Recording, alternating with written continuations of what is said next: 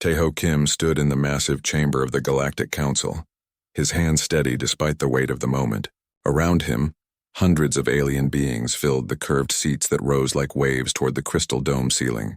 Some had scales that shimmered under the artificial lights. Others had tentacles that moved like dancing ribbons. A few looked almost human, but their eyes held colors that Earth had never seen. For 200 years, humanity had been trapped in their home system. The Council called it protection. They said humans were too dangerous, too wild to be trusted among the peaceful races of the galaxy. Today that would change. The human representative may speak, announced Prime Veltar, a tall creature with silver skin and 4 arms. His voice echoed through the chamber like distant thunder. Taeho stepped forward. He had practiced this speech 1,000 times, but now the words felt heavy on his tongue. Honored Council members, humanity has learned much during our time in Sol System. We have grown. We have changed. We ask only for the chance to prove ourselves worthy of joining the galactic community. Murmurs rippled through the crowd. Some aliens nodded their approval. Others whispered among themselves, their strange languages creating a symphony of doubt and curiosity. Veltar raised one of his 4 hands. The human species has indeed shown progress. Your wars have ended. Your people work together. The Council believes humanity has learned to be civilized. Taeho kept his face calm, but inside his heart raced. This was it. After decades of careful words and patient waiting, freedom was within reach. We vote, Veltar declared.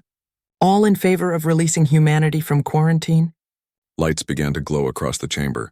Green for yes, red for no. Taeho watched as more and more green lights appeared. His breath caught in his throat as the count continued. Green, green, more green. The motion passes, Veltar announced. Humanity is released from quarantine. You may now travel freely among the stars, as long as you follow galactic law. The chamber erupted in a mix of sounds. Some aliens clapped with hands, paws, or tentacles. Others made clicking noises or musical tones. Taeho bowed deeply, his face showing gratitude while his mind raced with plans that had been waiting for this moment. Light years away, on Earth, Nari Park received the message in her captain's quarters aboard the ship New Dawn. The vessel floated in Earth's orbit, ready for this day. Nari was a small woman with sharp eyes and quick hands. She had been chosen to lead humanity's first journey beyond their prison because she understood both caution and courage. She pressed the communication button on her desk. All hands, this is Captain Park. We have received clearance. Prepare for departure to Alpha Centauri. The ship came alive with activity. Crew members ran through corridors, checking systems and securing equipment. In the engine room, Hyejin Lim watched the power readings climb. She was humanity's best engineer, and she had spent years modifying the New Dawn with technology that the Council had never seen. Engine status? Nari's voice came through the speakers.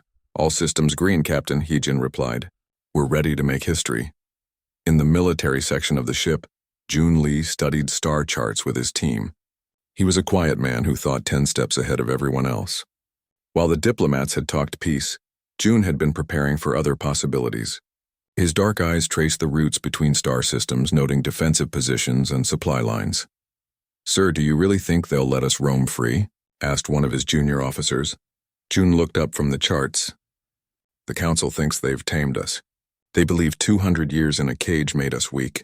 They're about to learn how wrong they are. Back on the Council station, Veltar met with other high-ranking members in a private chamber. The room was filled with comfortable seats designed for different alien body types. Soft music played in the background and the air smelled of exotic flowers from a dozen different worlds. Are we certain this was wise? Asked Counselor Zephan, a creature that looked like a walking tree with golden bark. Humans have a reputation for chaos. Veltar waved a dismissive hand. That was the old humanity. The species that destroyed their own planet and fought endless wars. 2 centuries of isolation has taught them discipline. They will be grateful for their freedom and eager to please us. But their technology, Zephan continued. They've had all this time to develop new ideas. Under our watchful eyes, Veltar reminded him. We've monitored their progress. Yes, they've advanced, but within acceptable limits. They'll make useful citizens once they learn their place in the galactic order. Ambassador Crix, a blue-skinned humanoid with large eyes, shifted in his seat. I've read their literature and studied their history. Humans have a saying, give me liberty or give me death. Perhaps we should remember that. Veltar laughed, a sound like grinding metal, ancient words from a primitive time. The humans of today understand that cooperation brings prosperity.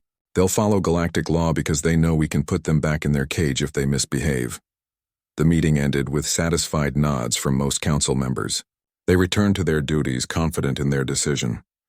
The council had ruled the galaxy for thousands of years. They had dealt with aggressive species before. Humanity would be no different. On the new dawn, Nari stood on the bridge as her ship approached the edge of Sol system. For the first time in 2 centuries, a human vessel was about to cross into free space. The moment felt sacred and terrifying at the same time. Crossing the boundary in 10 seconds, reported her navigator. Nari nodded. Take us through. The ship slipped past invisible lines drawn by alien minds. Stars that had been forbidden now welcomed human eyes. Nari felt tears on her cheeks as she realized what they had accomplished. Set course for Alpha Centauri, she ordered. It's time to show the galaxy what humanity can do. Behind them, Earth grew smaller. Ahead, the universe waited. The council had opened a door they could never close again. They had released humanity into the stars, believing they had created obedient servants. They would learn the truth soon enough. The age of human expansion had begun, and with it, everything would change. The galaxy would never be the same again. The Council's greatest mistake was about to unfold across the stars, one system at a time. 6 months after the new dawn crossed into free space, human ships appeared in 17 different star systems. The speed surprised many Council observers, but they told themselves it was normal enthusiasm from a newly freed species. They did not yet understand that humanity had been planning this expansion for decades. So Young Han stood on the bridge of the research vessel Harmony as it approached the 4th planet of the Kepler system. She was a xenobiologist who had spent her whole career dreaming of this moment, first contact with alien life. Her long black hair was tied back in a practical ponytail, and her eyes sparkled with excitement. Life signs confirmed on the surface, reported her science officer. Multiple cities but no space technology detected. So Young nodded. According to Council law, they should report this discovery and wait for official permission to make contact. Pre-spaceflight civilizations were considered protected, and only Council representatives could interact with them. But So Young had different ideas. Take us down to the surface, she ordered. Landing zone should be far from any cities. The ship descended through purple clouds toward a world of blue grass and silver trees. As they landed, So Young could see graceful creatures moving in the distance. They walked on 2 legs like humans but had 4 arms and skin that changed color with their emotions. 3 hours later, So Young sat across from a being that introduced itself as Tender of the Growing, light. The alien skin shifted from pale, yellow to warm orange as it spoke in musical tones that her translator converted to words. Your people come from the sky sea, the creature said. The council who watches told us sky people would visit someday, but they said we must wait until we could touch the stars ourselves. So Young felt anger rise in her chest. The council had been in contact with this species for who knew how long, keeping them isolated just like they had done to humanity. What if I told you there were many sky people, and the council who watches were just one group among many? The alien's skin flickered with rapid color changes, purple, blue, then bright silver. This would be interesting knowledge. Meanwhile, in the Vega system, Wu Jin Choi was revolutionizing interstellar trade in ways the council had never imagined.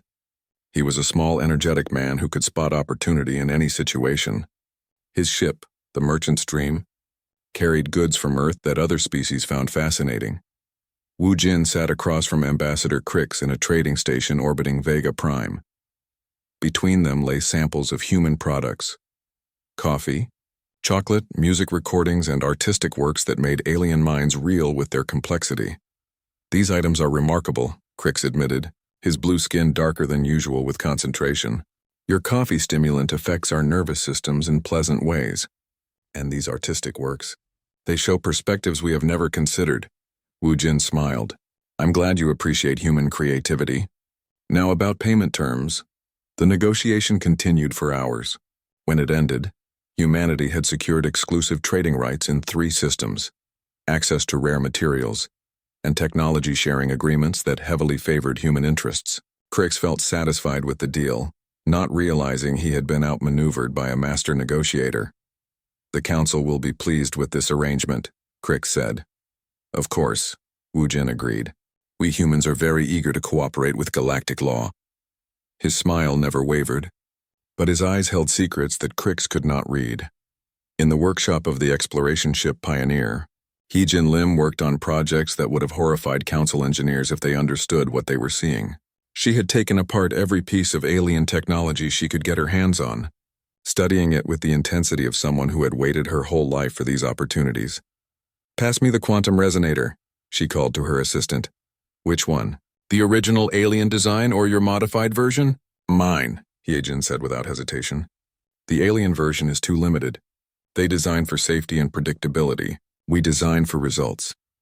Her workbench was covered with hybrid devices that combined human engineering with alien science. A power core that generated twice the energy of standard designs, a communication array that could punch through subspace interference that stopped alien ships, weapon systems that used principles the Council had abandoned as too dangerous. Hyojin held up a small device that looked innocent enough, a simple navigation computer. But inside, she had installed tracking software that would map every Council facility, ship movement, and communication frequency it encountered. When this computer was installed in human ships throughout the galaxy, humanity would have eyes and ears everywhere. Her assistant looked worried. "Are we sure about this? If the Council finds out, let them find out," Hyojin said calmly. "By the time they understand what we're doing, it will be too late to stop us." Back on the Council station, reports were arriving that made some members uncomfortable. Ambassador Crick submitted his trade agreements with glowing praise for human cooperation, but attached notes about their unusual negotiating style.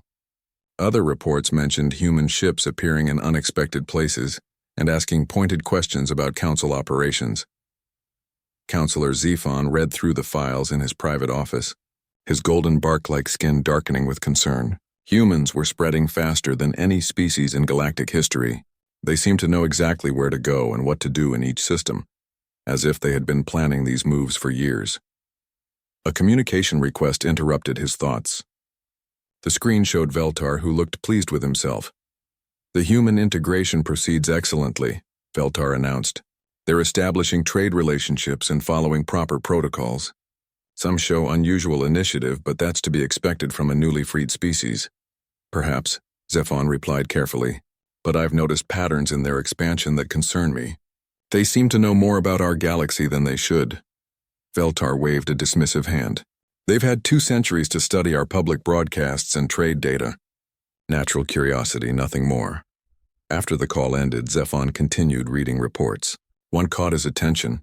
A survey team had discovered evidence of human contact with a pre-spaceflight civilization in the Kepler system. This violated Council law, but more importantly, it suggested humans were operating by their own rules rather than galactic ones. On Earth, in the deep underground facilities beneath Geneva, a meeting was taking place that no alien eyes had ever seen.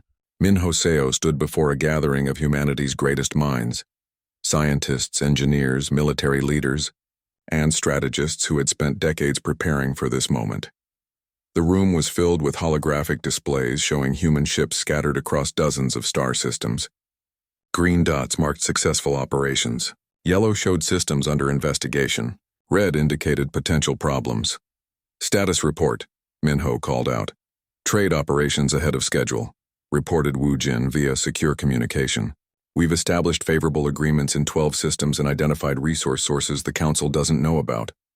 Contact protocols successful," added So Young's voice. "We've made peaceful contact with 6 pre-spaceflight species. All show interest in learning about alternatives to Council authority. Technical development exceeding projections." Hyjin contributed. "Hybrid technologies operational and undetected.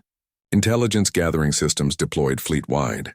Minho nodded with satisfaction. "Excellent work, everyone. Phase 1 is complete. We've established our presence and begun gathering intelligence. The Council still sees us as grateful refugees eager to please our liberators." He paused, looking at the star map where human influence was spreading like ripples in a pond. "Phase 2 begins now. It's time to show the galaxy what humanity learned during our 200 years of captivity. We studied our captors very carefully, and now we know all their weaknesses." The meeting continued through the night. planning operations that would reshape the galaxy. The Council had released humanity believing they had created obedient servants. Instead, they had freed a species that had spent 2 centuries learning everything about their enemies while appearing helpless. The pattern was emerging, but the Council couldn't see it yet. Soon they would understand the magnitude of their mistake, but by then it would be far too late to undo what they had set in motion. Admiral Dong Hyun-yu stood on the command deck of the battleship Indomitable, watching as his fleet emerged from hyperspace at the edge of the Rigel system. 24 human warships appeared in perfect formation, their hulls gleaming with technology that no Council member had ever seen before. Dong Hyun was a patient man with gray hair and steady hands. He had spent 40 years planning for this moment, designing ships that looked peaceful on the outside but carried enough firepower to level planets. Today the galaxy would see what humanity had really been building during their centuries of imprisonment. "Admiral, we're receiving a transmission from Rigel Station," reported his communications officer.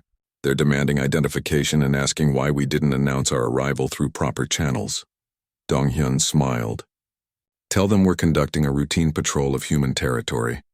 And remind them that under the Liberation Agreement we have full rights to self-defense." The communications officer looked confused. "Sir, Rigel isn't human territory." "It is now," Dong Hyun said calmly. On Rigel Station, Council Governor Thex stared at his displays in disbelief. The human ships were massive, easily twice the size of standard Council vessels. Their energy signatures showed power levels that should have been impossible with known technology. "Get me a direct line to the Council chambers," Thex ordered his staff, "and activate all defense platforms." The 20 automated defense stations around Rigel began powering up their weapons. Each platform carried enough firepower to destroy a dozen normal ships. Against human vessels, they might as well have been throwing rocks. "Human fleet, this is Governor Thex. You are in violation of Council space. Withdraw immediately or we will be forced to defend ourselves." Dong Hyun's reply came back immediately. "Governor Thex, we're simply exercising our right to free passage through the galaxy. However, if you insist on pointing weapons at peaceful human vessels, we'll have to respond appropriately." Thex felt his blood run cold. The human admiral's voice carried no anger, no fear, just the calm certainty of someone who held all the advantages. "Fire warning shots," Thex ordered. "Show them we're serious." The defense platforms opened fire, sending brilliant energy beams toward the human fleet. The shots were deliberately aimed to miss, passing harmlessly between the ships. It was a standard intimidation tactic that worked on most species. The human response was immediate and overwhelming. Every ship in Dong Hyun's fleet fired at once, but not with energy weapons. Instead, they launched projectiles that moved faster than anything in Council military records. The kinetic rounds struck the defense platforms with impossible precision, turning 20 billion credits worth of military hardware into expanding clouds of debris in less than 10 seconds. "Dear gods," whispered Thex's tactical officer. "They destroyed everything. How did they move that fast?" Dong Hyun's voice came over the communications again. "Governor Thex, I trust that clears up any misunderstanding about our peaceful intentions. We'll be establishing a human presence in this system. I'm sure the Council will want to adjust their records accordingly." Light years away, in a secret facility hidden inside an asteroid, Yoonji Kang reviewed intelligence reports that would have shocked the Council if they knew such information existed. She was a small woman with sharp eyes who had spent decades infiltrating alien organizations. While appearing to be nothing more than a cultural attaché, the bar room around her was filled with screens showing surveillance footage from Council facilities throughout the galaxy. Human operatives had been gathering intelligence for years, pretending to be traders, diplomats, and researchers while mapping every military installation, communication network, and government facility in Council space. "Status report on Operation Looking Glass," Yoonji called to her team. "Phase 1 complete," reported one of her operatives. "We have detailed layouts of all major Council military bases, complete staff rosters for key government facilities, and copies of their military communication codes." "Phase 2? Yoonji asked. "Surveillance devices planted in 80% of target locations. We're receiving real-time intelligence on Council military movements, political discussions, and strategic planning sessions." Yoonji nodded with satisfaction. "Phase 3? Ready to implement on your order. We can shut down Council communications, crash their computer networks, and paralyze their military command structure within 6 hours. Excellent. Continue monitoring for now. When the time comes to act, we'll be ready. The intelligence operation was just one part of humanity's vast preparation. While the Council thought they were watching a grateful species learn to navigate galactic society, they were actually observing the deployment of the most sophisticated espionage network in galactic history. In his laboratory on the research station New Horizon, Minho Seo put the finishing touches on humanity's greatest technological achievement. The device looked simple, a small black cube that could fit in someone's hand.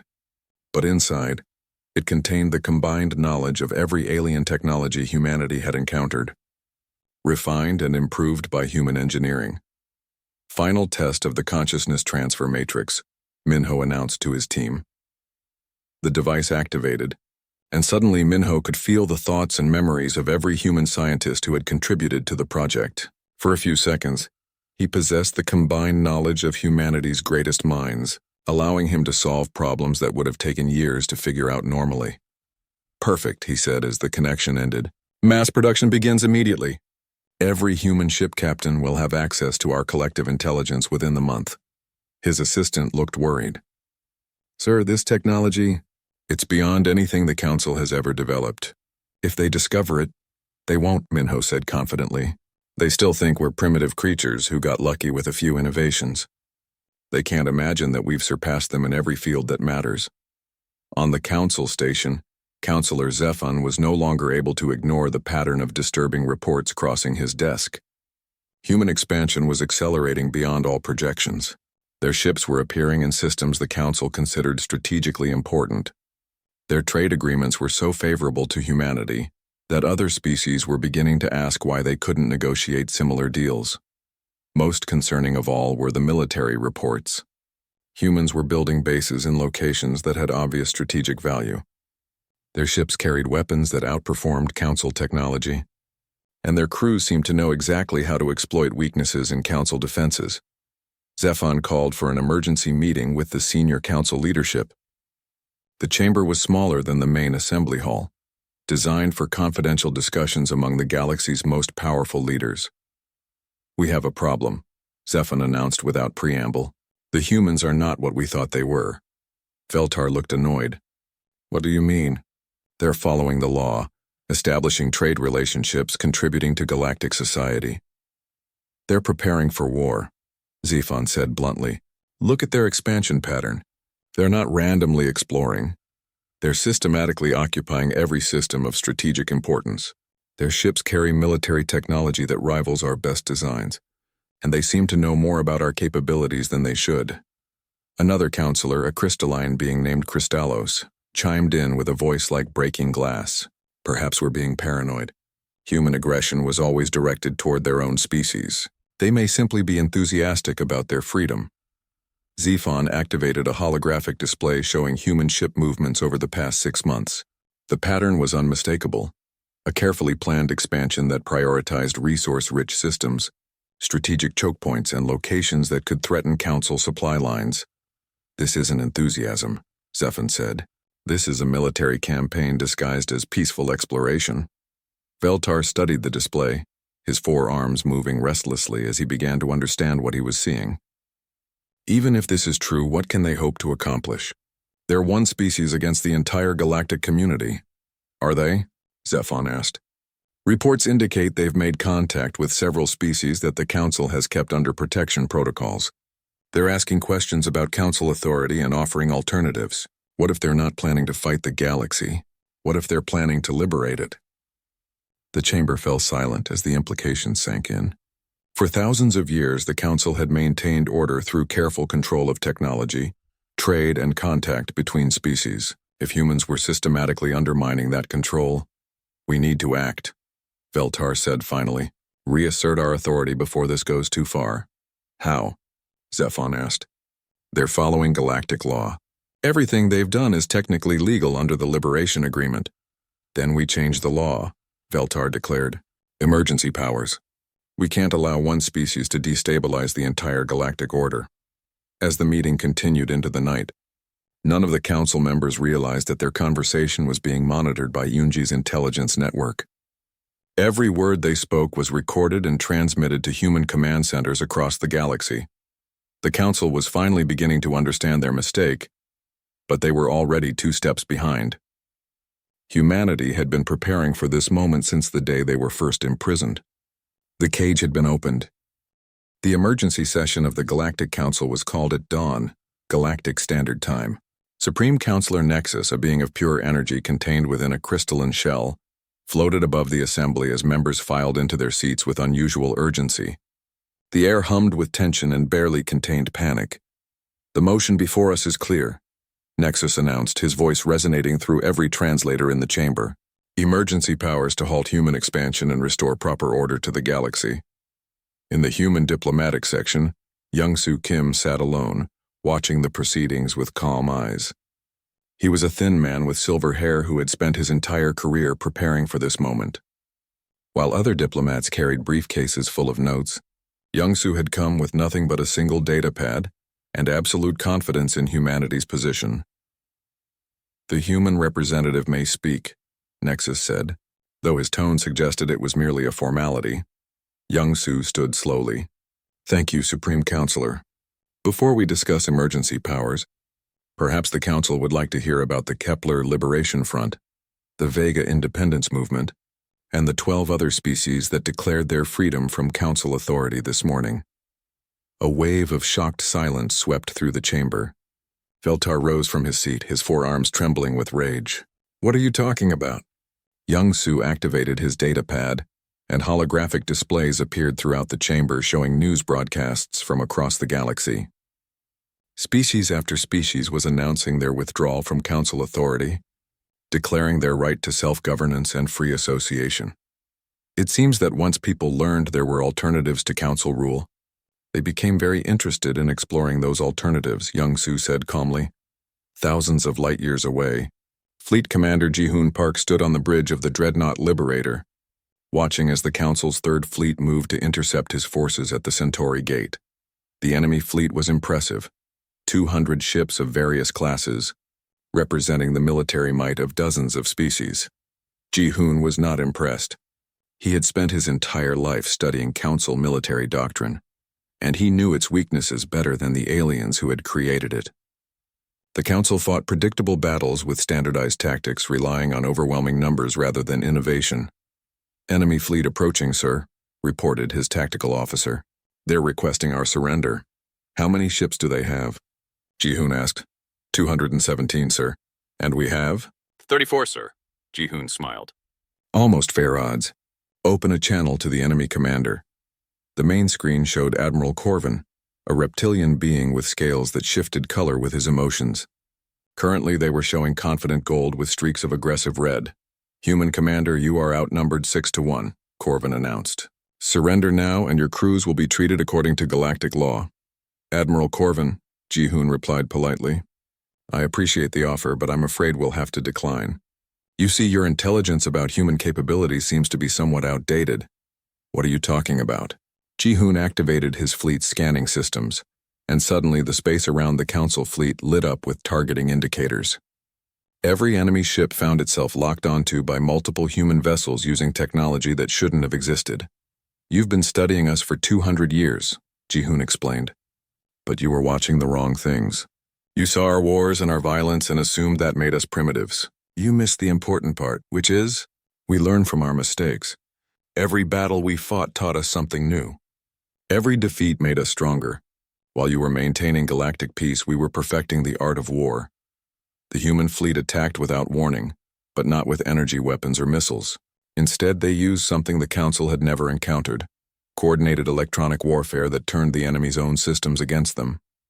Council ships found their weapons shutting down, their navigation systems displaying false information, their communications filled with static. In seconds, the mighty 3rd Fleet was reduced to a collection of blind, defenseless hulks drifting through space. "Admiral Corvin," Ji-hoon's voice came through the chaos. "Your ships are now under human control. Your weapons, engines, and life support systems will continue to function as long as you don't attempt to resist. This is what we call a bloodless victory. On the council station, reports of the battle sent shock waves through the government. A human fleet 1/6 the size of a council force had achieved complete victory without firing a single shot. Military analysts scrambled to understand how such a thing was possible. In a secure briefing room, Haiwan Yun presented the operation's results to her intelligence team. She was a compact woman with quick movements and eyes that missed nothing. For years she had been preparing for this day, training teams of operatives who could move through council space like ghosts. "Status report on Operation Harvest," she called out.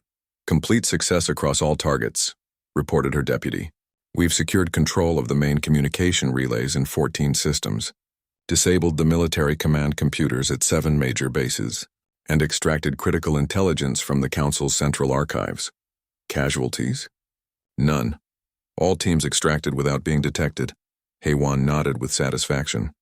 While the galaxy focused on the space battle at Centauri Gate, her teams had been striking at the Council's infrastructure throughout their territory. Communication networks that had operated for centuries were now under human control. Military computers contained new programming that would activate when needed. The Council's own information systems had become weapons pointed at their creators. "Phase 4 is complete," she announced. "The Council's ability to coordinate their forces has been severely compromised. They can still fight, but they'll be fighting blind."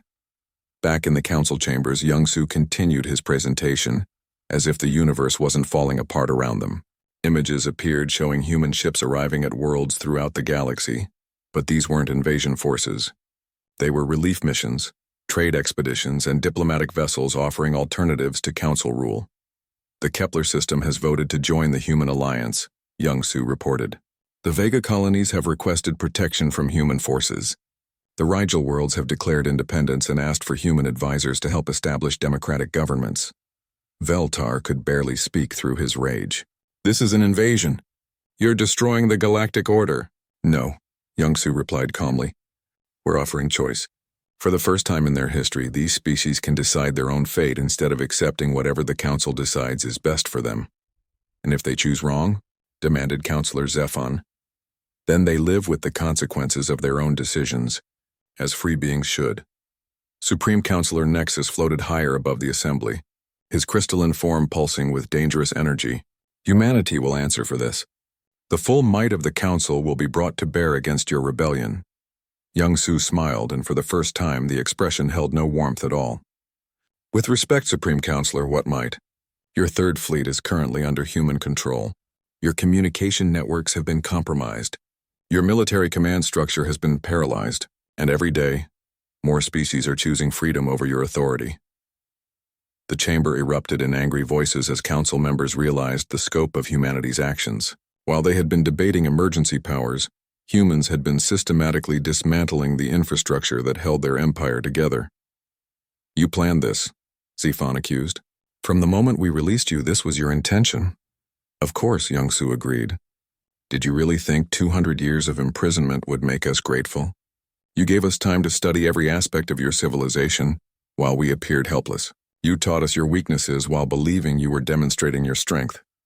He activated his datapad one final time, and a star map appeared showing the current state of the galaxy. Red zones marked areas under council control. Blue showed human-aligned systems. Green indicated species that had declared independence. The blue and green areas covered nearly half the galaxy. "This isn't a war," Young-Soo explained. "It's a liberation. We're not here to conquer anyone or impose our will on other species. We're here to give them the choice you've denied them for thousands of years." "The choice to destroy themselves," Veltar snarled. "The choice to be free," Young-Soo corrected. "Something humanity values more than safety, more than order, more than life itself. You tried to teach us the benefits of submission. Instead, you taught us the value of liberty." As security forces moved to arrest the human diplomat, Young-Soo activated a personal transport device that shouldn't have existed. He vanished in a flash of light, leaving behind only a final message echoing through the chamber. "The cage is open. The galaxy will never be the same. The Council faced a choice of their own now: adapt to a new reality where they could no longer control the fate of countless species, or fight a war they had already lost against an enemy they had created with their own arrogance. The age of Council dominance was ending, and the age of galactic freedom had begun. 1 year after the liberation began, Sang-Ho Lee stood in what had once been the Council's supreme chamber. The massive space had been transformed into something very different. Instead of elevated seats looking down on petitioners, there were circular tables where representatives sat as equals. Instead of one supreme ruler, there were elected speakers who rotated every few months. Sang-Ho was a quiet man with gentle eyes who had spent decades studying different forms of government. He understood that destroying tyranny was only the first step. Building something better required patience, wisdom, and the cooperation of many different minds. The Free Galactic Alliance recognizes the delegate from the Andromedan Collective. Sang-Ho announced a graceful being with transparent skin and silver organs visible underneath, stood to address the assembly. The collective wishes to formally join the alliance. We have reviewed the charter and find its principles of voluntary association and mutual aid acceptable to our people. Applause filled the chamber, not the polite, required clapping of the old council, but genuine enthusiasm from representatives who had chosen to be there. 53 species had joined the alliance in its first year, with more requesting membership every month. At the military academy on Luna, Admiral Jae-Sung Baek oversaw the training of the new galactic peacekeeping force. Unlike the Council's military, which had been designed to suppress rebellion and maintain order, the Alliance forces were trained to protect freedom and defend the rights of all species. Today we graduate the first integrated peacekeeping battalion, Jae-Sung announced to the assembled cadets. The group included humans, the tree-like beings from Zephon's world, the color-changing natives of Kepler, and dozens of other species working together as equals. Your mission is not to conquer or control, Jae-Sung continued. You are here to ensure that no species is ever again forced to choose between submission and survival. You protect the weak, defend the innocent, and guarantee that freedom remains the birthright of all conscious beings. The graduation ceremony was broadcast throughout Alliance space, showing the galaxy what cooperation could accomplish when fear and domination were replaced with trust and mutual respect. In the former Council territories, the transformation continued at different speeds. Some worlds embraced freedom immediately, holding elections and establishing democratic governments within months. Others needed more time, their populations uncertain how to function without the rigid structure they had known for generations. On the world of Crystallon, the crystal beings who had once served as council enforcers were learning to make their own decisions. Their speaker, who had taken the name Harmony after joining the Alliance, addressed a gathering of her people. For 3,000 years, we obeyed the Council's commands without question, she said, her crystalline voice ringing like music. We told ourselves that obedience brought peace. Now we must learn a harder truth. Peace without freedom is just another form of slavery. The crowd of crystal beings flickered with different colors as they processed this idea. Some showed the yellow of uncertainty, others the blue of hope. A few displayed the red of anger as they remembered all the years they had wasted following orders, instead of following their hearts. In the deep archives beneath Geneva, Kyungmi-oh worked with a team of historians and philosophers to document everything humanity had learned during their long preparation for freedom. She was a woman who understood that knowledge was the most powerful weapon against tyranny. The Liberation Archives will serve as a permanent reminder, she explained to her staff. Future generations must understand how easily freedom can be lost when people stop paying attention to those who claim to rule them. The archives contained detailed records of every human operation during the liberation, but more importantly, they contained the philosophy behind those actions, the careful balance between destroying oppression and building something better, the recognition that freedom requires constant vigilance and the courage to make difficult choices. One section was dedicated to the species that had chosen not to join the Alliance. Some worlds preferred isolation, others maintained their own traditional governments. The Alliance respected those choices, understanding that freedom included the right to be different. Freedom cannot be imposed, Kyungmi wrote in the archive's central document. It must be chosen by each individual and each species for themselves. Our role is not to force anyone to be free, but to ensure they have the option to choose. Former Councillor Zephon now served as an advisor to the Alliance, his perspective valuable because he understood both the old system and the new one. He had been one of the first council members to recognize the truth about humanity. and his willingness to adapt had earned him respect in the new order. "I spent centuries believing that order was more important than justice," he told a group of young Alliance diplomats. "The Council maintained peace by preventing change, but that is not real peace, it is stagnation. True peace comes from the constant work of free beings, choosing to cooperate despite their differences." His transformation from Council enforcer to Alliance advisor demonstrated something important. About the new galaxy, redemption was possible for those willing to embrace change and admit their mistakes. In the Rigel system, which had been one of the first to declare independence, children who had never known Council rule played in parks where multiple species mingled freely. A human child and a Keplerian youngling shared toys while their parents discussed trade agreements. That would have been impossible under the old system. This was the real victory, not the military defeats or political transformations, but the simple fact that beings could now interact as equals instead of rulers and subjects. The former Council strongholds were being converted to new purposes. Military bases became research stations studying cooperative defense. Prisons were turned into schools teaching democratic principles.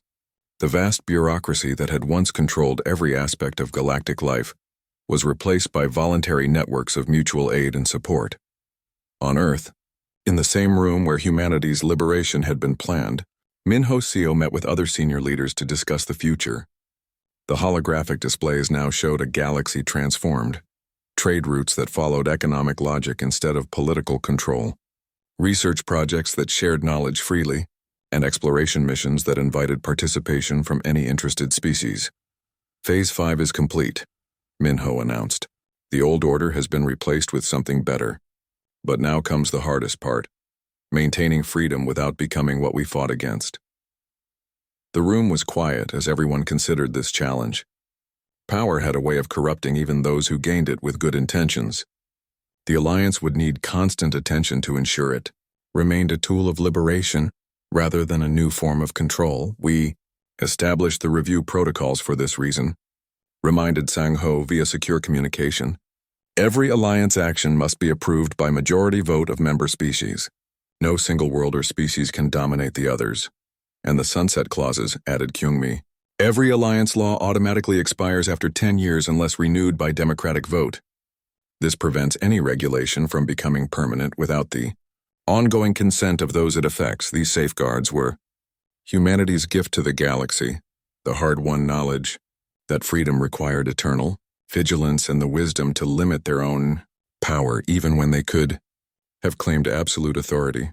As the meeting ended, the participants looked out at the stars where human ships continued their work of liberation, not conquest or dominance, but the patient task of ensuring every being had the chance to choose their own destiny. The Council had released humanity believing they would create grateful servants. Instead, they had unleashed a force that valued freedom above all else and possessed the knowledge, courage, and determination to share that freedom with the galaxy. The old order was gone forever. In its place stood something unprecedented in galactic history, a voluntary alliance of free beings working together not because they were forced to, but because they chose to. The age of tyranny was over. The age of freedom had begun, and across the stars, beings who had never dared to dream of choice now had the power to shape their own futures. The Council's greatest mistake had become the galaxy's greatest gift, the knowledge that freedom was not only possible, but inevitable when enough beings decided to claim it. The cage was not just open. It had been destroyed completely, ensuring it could never be rebuilt.